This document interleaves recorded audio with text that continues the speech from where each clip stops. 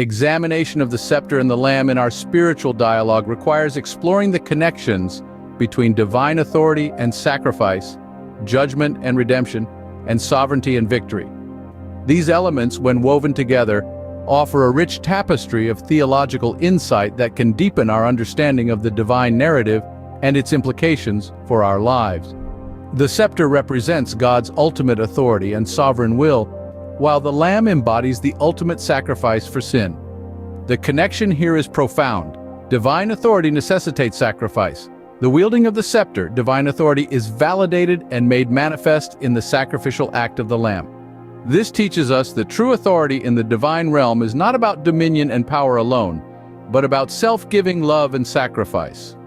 Jesus Christ, who is both the Lamb and the holder of the scepter, exemplifies this as he exercises divine authority through his sacrifice on the cross, as stated in Philippians 2:8. And being found in appearance as a man, he humbled himself by becoming obedient to death, even death on a cross. The execution of judgment associated with the scepter and the act of redemption associated with the Lamb are deeply interconnected. Divine judgment is not merely punitive, but redemptive in nature. The judgment brought forth by the scepter paves the way for the Lamb's redemption. This demonstrates that divine judgment is always geared towards restoration and salvation, aiming to reconcile humanity with God. As seen in Revelation, the judgments are part of the process that ultimately leads to the renewal of creation and the establishment of God's kingdom, where the Lamb's victory is celebrated.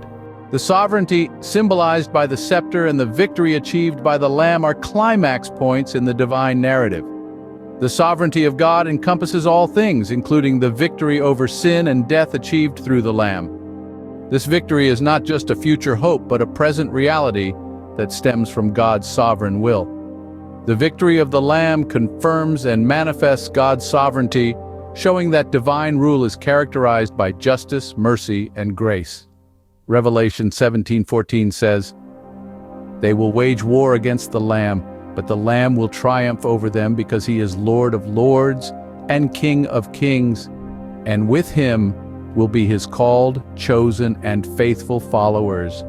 In integrating our discussions of the scepter and the Lamb, we are invited to reflect on the nature of God's kingdom, where power is expressed through humility, authority through service, and sovereignty through sacrificial love.